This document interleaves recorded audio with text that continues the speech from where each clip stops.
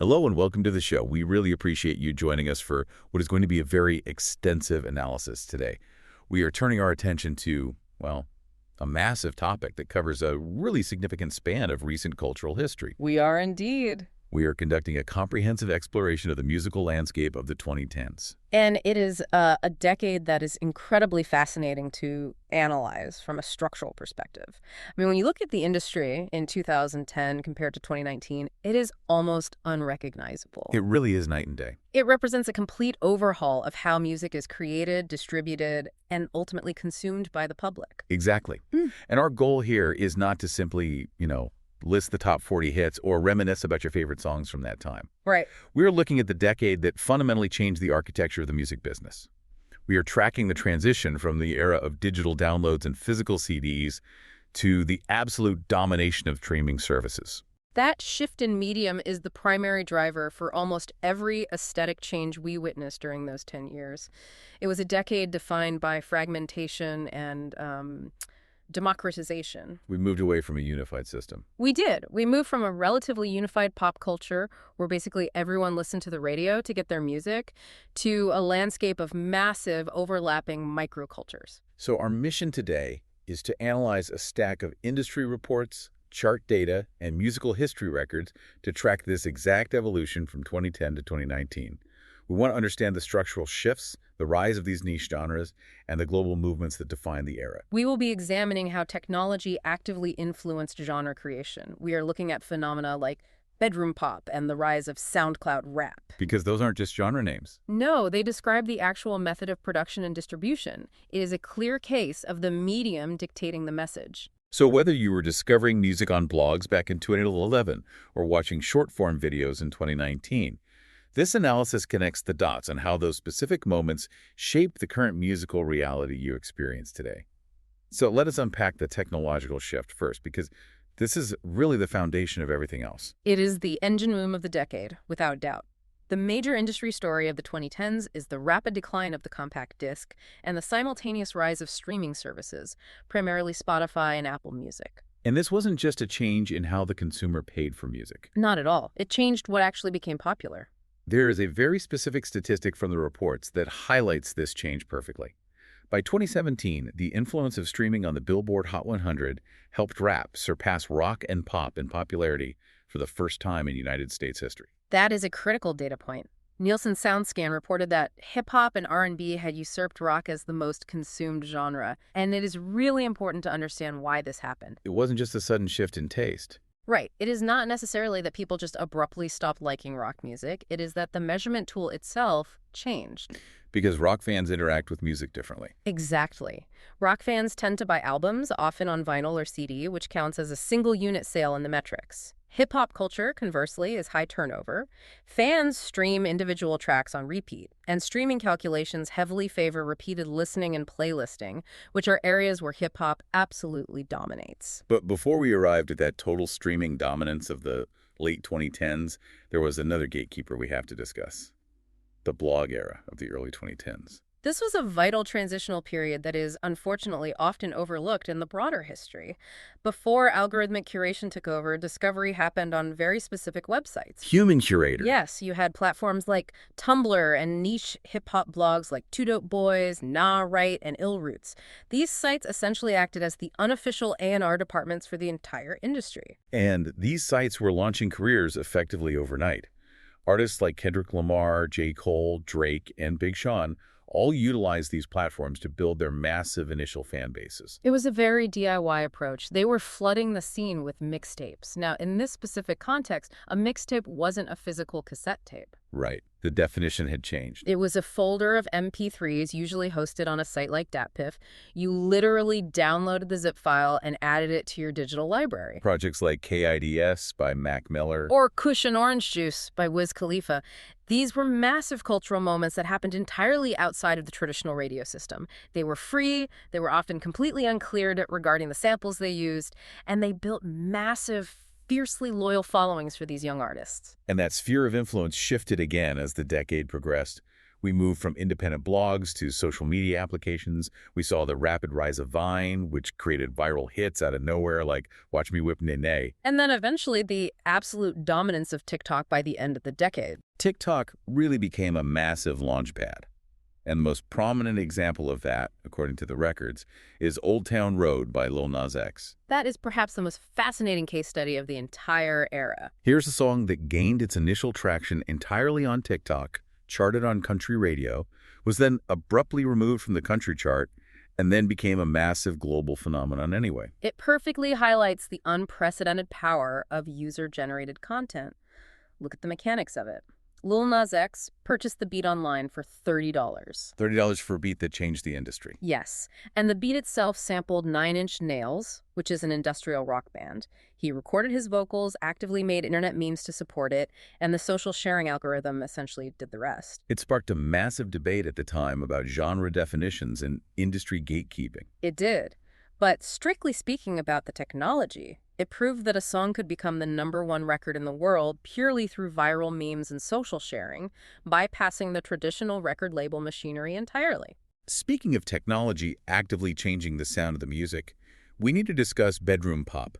This is a term that really started appearing more frequently in the mid to late 2010s. The term bedroom pop was popularized largely by Spotify playlists trying to categorize a new wave of artists.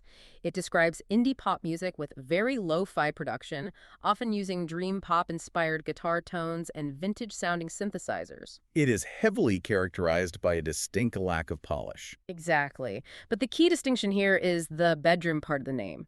These are young artists recording at home using accessible software like GarageBand or Logic, rather than paying for time in professional studios. It totally democratized the production process. You simply didn't need a $1 million facility to make a hit record anymore. This allowed for a massive wave of young, independent artists to enter the market directly. Mac DeMarco is often cited in the research as a key figure who popularized this aesthetic with his 2012 album, 2. His sound was intentionally warbly and, well, imperfect. Yes, and then you have artists like Clairo.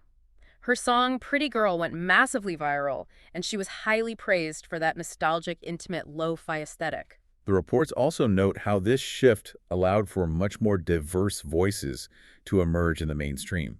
Because there was no corporate gatekeeper at a label telling them what they had to sing about to maximize radio play, you saw unapologetic LGBTQ themes from artists like Girl in Red and Cavetown becoming absolutely central to this alternative music sphere. The barrier to entry was significantly lowered. So the variety of narratives naturally increased. It is incredibly interesting how the physical method of creation dictates the actual lyrical content and style. Now, let us move to the genre that arguably defined the decade more than any other. We need to examine the hip-hop and R&B revolution. As we mentioned earlier, 2017 was the statistical tipping point where hip-hop became the most consumed genre in the U.S.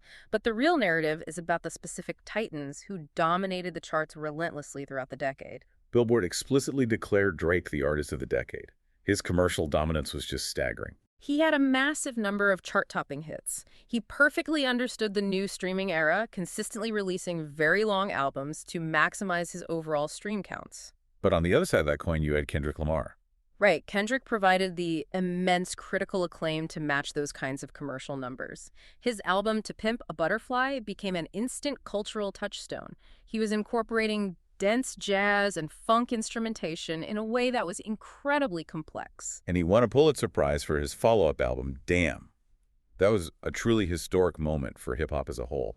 It validated the genre in an institutional way that just hadn't happened before. It placed hip-hop on the exact same level of prestige as classical composition and jazz in the eyes of the critical academy. But while these titans were dominating the very top, the genre itself was splintering into very distinct, highly specialized subgenres. Let us unpack trap music first, because this sound really took over terrestrial radio. Trap is a style of Southern hip-hop, correct? Yes, it developed in the late 90s and 2000s, primarily in Atlanta, but in the 2010s, it went truly global.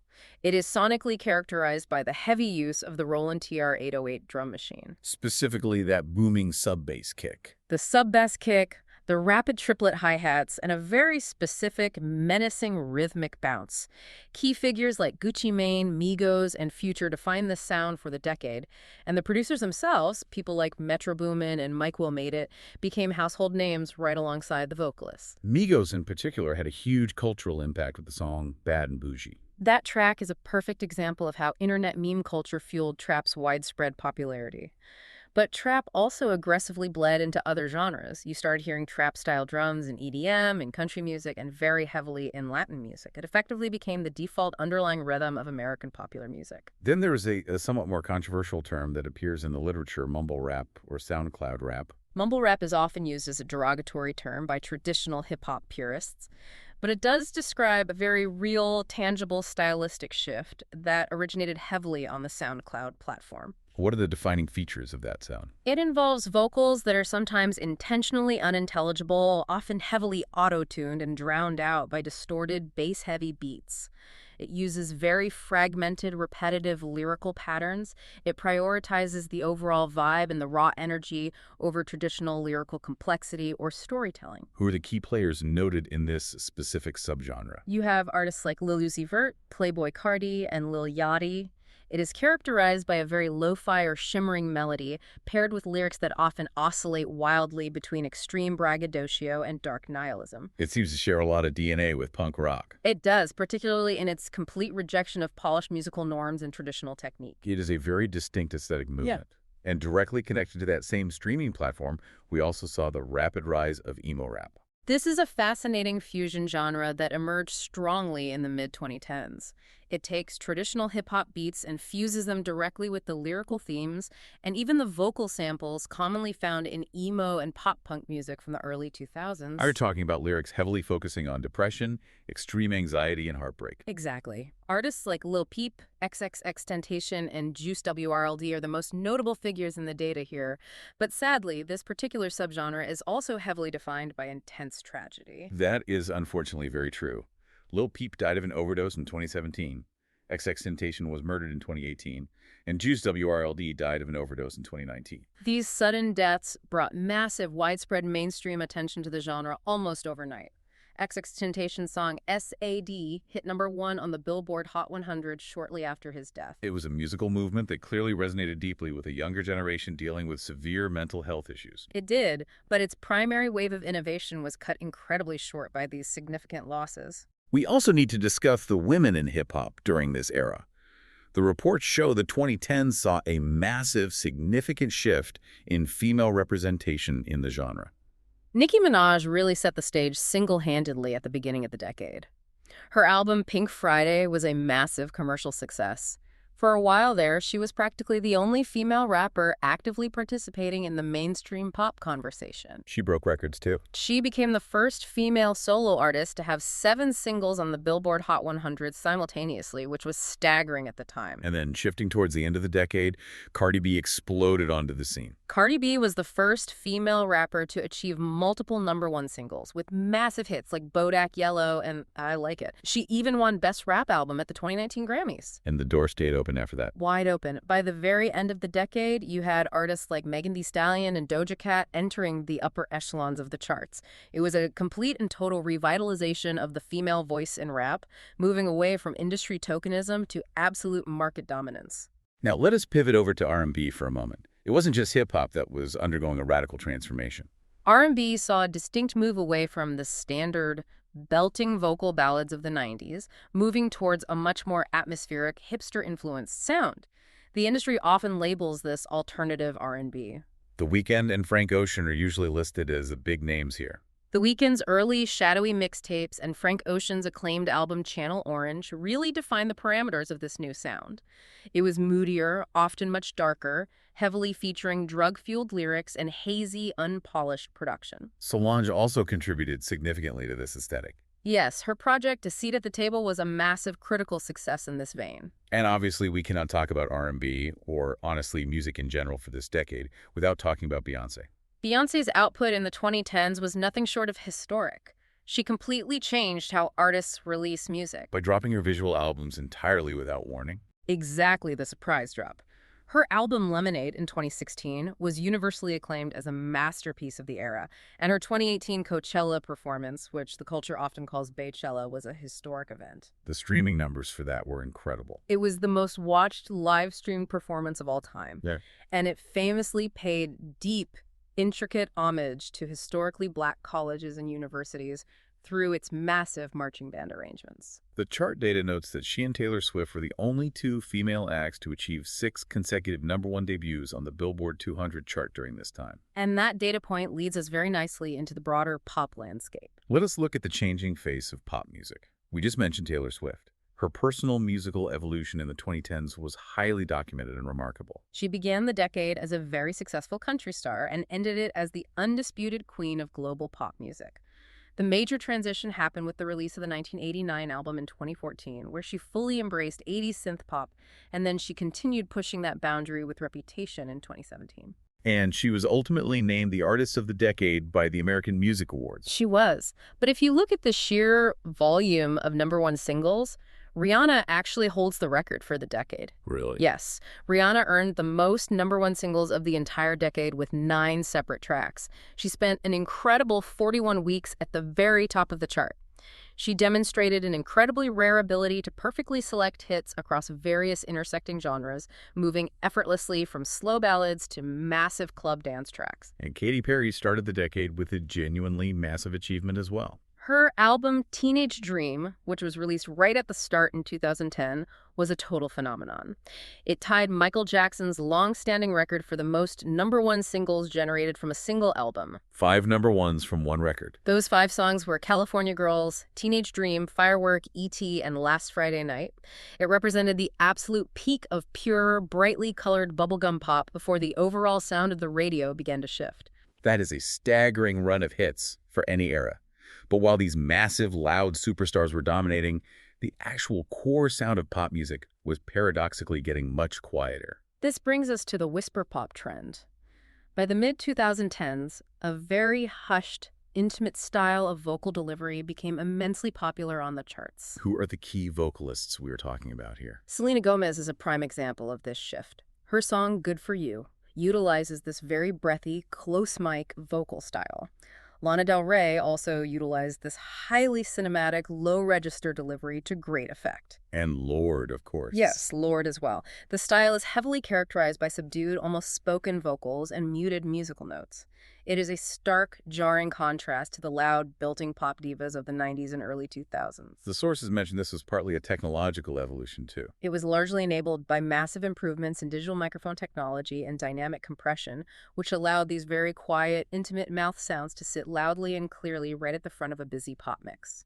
We also saw a significant stylistic bleed over from the indie music world straight into mainstream pop.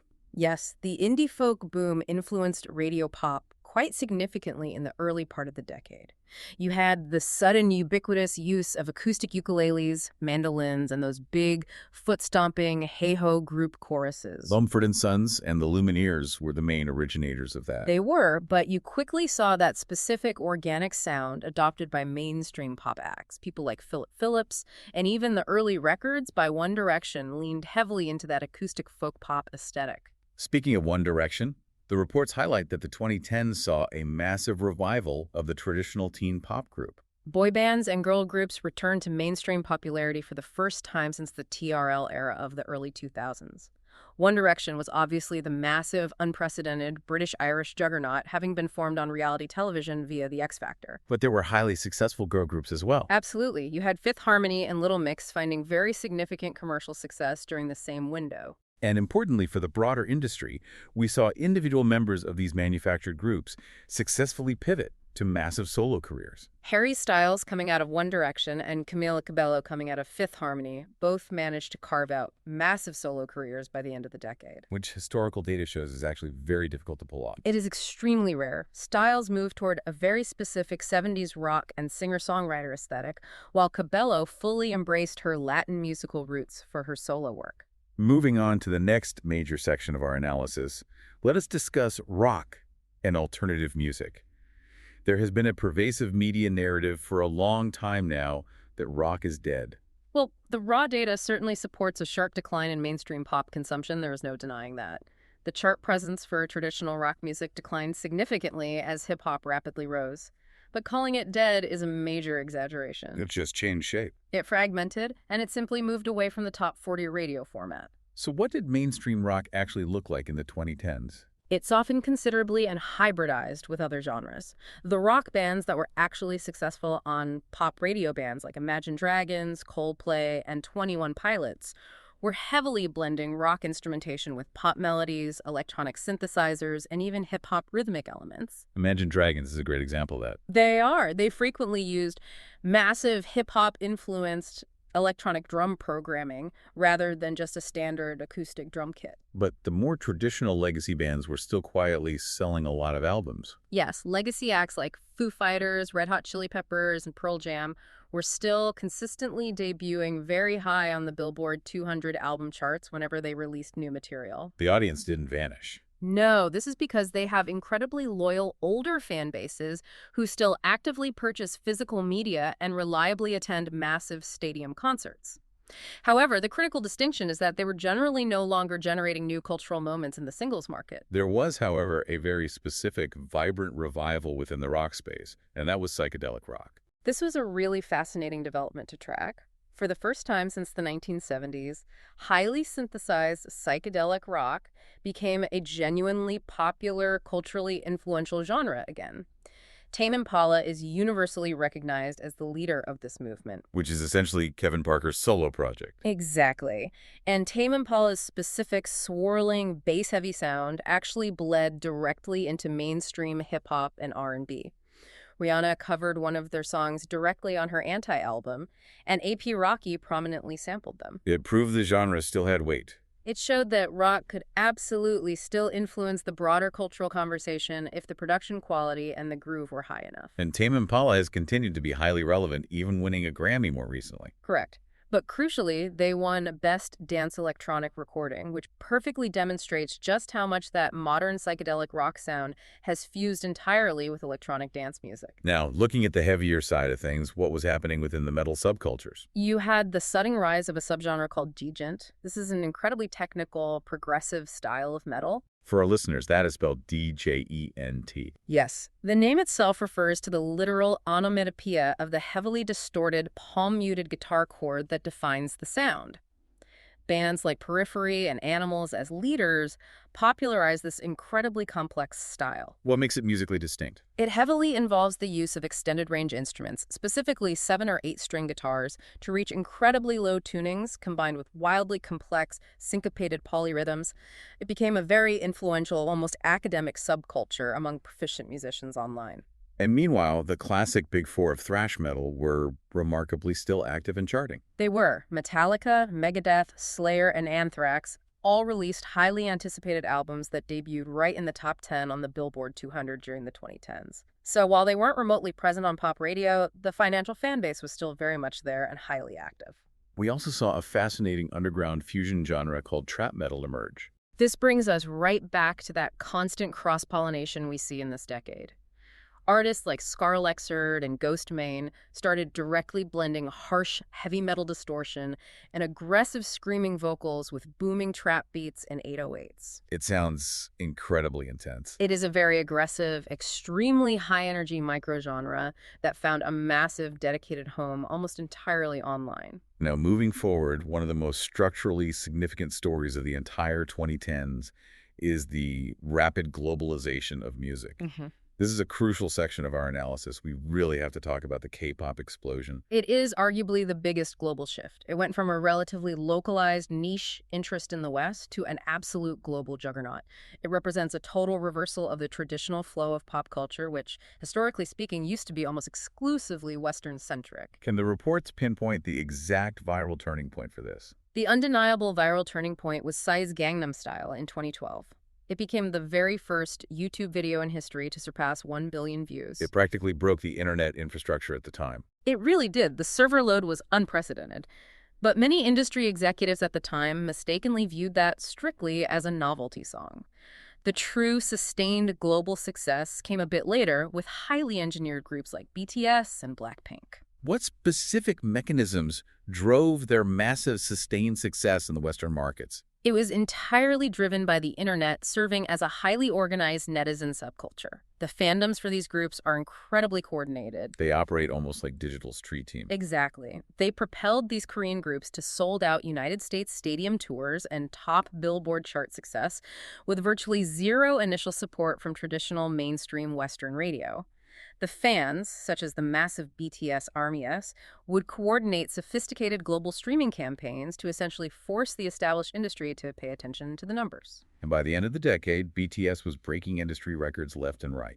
They had massive global hit songs like DNA and Fake Love, and Blackpink was universally dubbed the biggest girl group in the world. They conclusively proved to the industry that a non-English language was no longer a barrier to entry in the modern streaming age. We also saw a massive Latin music renaissance during this same period. Latin pop has, of course, always been popular and had its crossover moments, but the release of Despacito in 2017 completely changed the mathematical game. That was the original track by Luis Fonsi and Daddy Yankee. Right, and then specifically the remix featuring Justin Bieber singing in Spanish. It tied historical records for the longest continuous reign at #1 on the Hot 100. It essentially opened the floodgates for reggaeton and Latin trap to completely dominate global streaming platforms. Artists like Bad Bunny, J Balvin, and Ozuna quickly became undeniable global superstars. Bad Bunny in particular became the single most streamed artist globally across all platforms by the very end of the decade. And sonically, we saw those specific reggaeton drum beats constantly influencing mainstream American pop and dance tracks. We also need to mention the rise of Afrobeats. This genre, which has deep roots in Ghana and Nigeria, gained massive, unprecedented international traction during the 2010s. Artists like Wizkid and Davido were the key figures leading this global charge. And the data shows Drake played a significant crossover role here, too. He did. Drake's massive collaboration with Wizkid on the song One Dance was pivotal for the global market. It really helped bring the Afrobeat sound, specifically that warm, rhythmic syncopation, directly to the massive Western mainstream audience. It quickly became one of the most streamed songs of the entire era. And finally, looking at the UK market, we saw a massive grime revival. Grime music experienced a huge cultural resurgence beginning right around 2014. Artists like Skepta and Stormzy brought the harsh electronic genre back to the top of the UK charts and commanded serious international attention. Stormzy reached incredible heights in the UK. Stormzy, in particular, became a massive cultural and political figure in the UK, eventually headlining the Glastonbury Festival, which was a huge milestone for the genre. Let us move into the final major section of our analysis, covering niche microgenres and aesthetic movements. We touched briefly on Old Town Road earlier, but let us look closer at country music's internal identity crisis in the 2010s. The early part of the decade in country music was heavily defined by a subgenre known as bro country, which generally consisted of songs entirely about pickup trucks, girls, and drinking beer. Yes, but specifically paired with hip-hop-influenced, polished studio production. Florida Georgia Line and Luke Bryan were the undeniable faces of this movement. The song Cruise by Florida Georgia Line is generally considered the quintessential bro country song. Because of how it was structured. Exactly. It essentially blended traditional country lyrical themes with modern pop and hip-hop song structures and vocal processing. But the reports note there was a severe traditionalist backlash. Traditional country fans and artists hated it. There were constant heated debates within the community about what actually constituted real country music.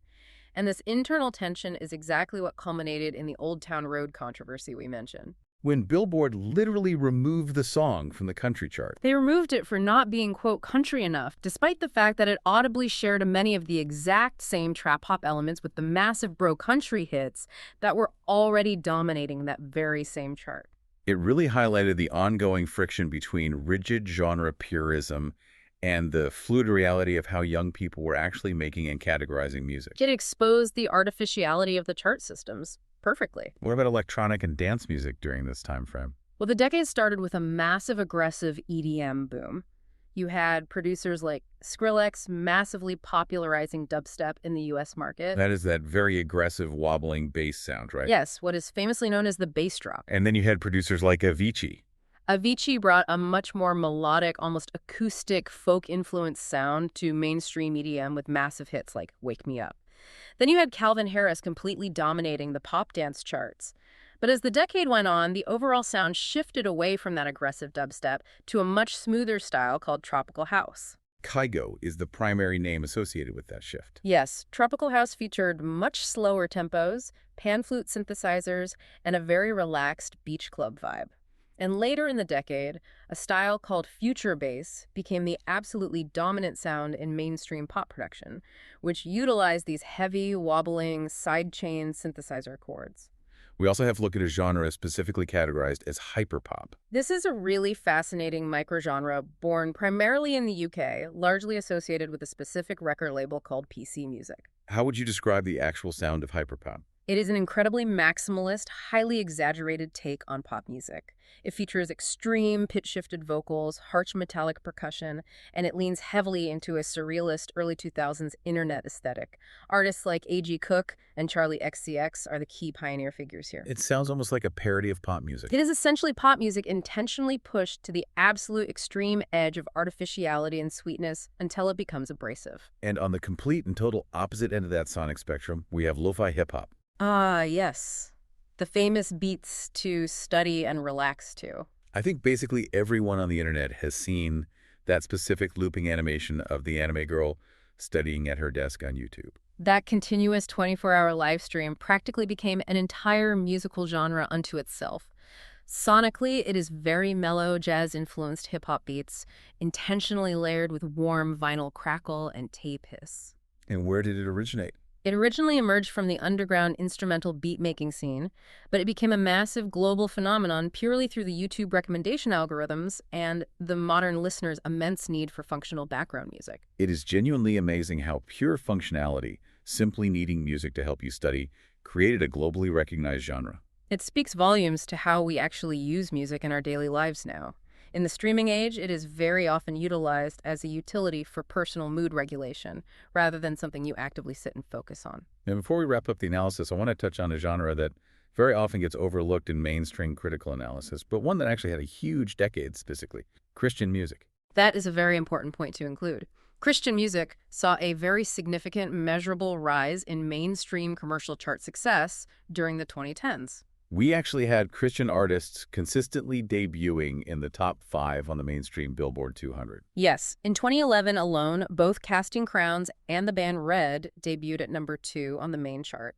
And then in 2012, Togi Mac's album I On Wary, it actually debuted straight at number 1. The data notes that was the first Christian album to do so since 1997. It was a massive milestone. And then the Christian hip-hop artist Lecrae debuted at number 1 in 2014 with his album Anomaly. It really proved the buying power of that demographic. It conclusively showed that this specific audience was massive, highly organized, and very financially engaged, even if the mainstream secular music press wasn't always covering their releases on the front page. Okay, we have covered a truly tremendous amount of ground today. Let us try to summarize the entire era in our conclusion. If I had to summarize the massive structural shift of the 2010s, I would simply say the decade started with digital downloads and ended with algorithmic streaming. It started with rock radio still having a faint pulse and ended with these fluid, genreless, mood-based playlists dominating absolutely everything. And the very concept of pop culture itself fundamentally changed. It proved definitively that pop culture is no longer a single monolith that everyone agrees on.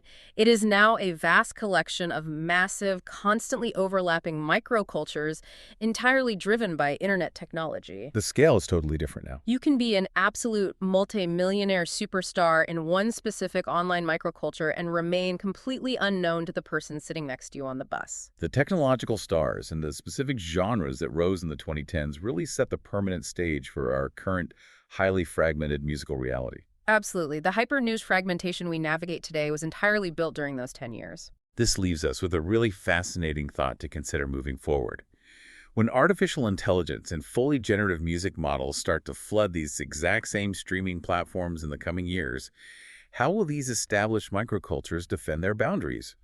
Or will they just fragment even further into hyper-personalized, one-to-one genres generated on the fly for each individual listener? That is the ultimate question for the next decade of data. We encourage you to explore the specific tracks we mentioned today. Go back and listen to the audible evolution, straight from the unpolished early blog era hits all the way to the frantic metallic hyperpop of the late decade. There really is so much incredible detail to discover when you listen closely to the transitions between those years. Thanks for listening.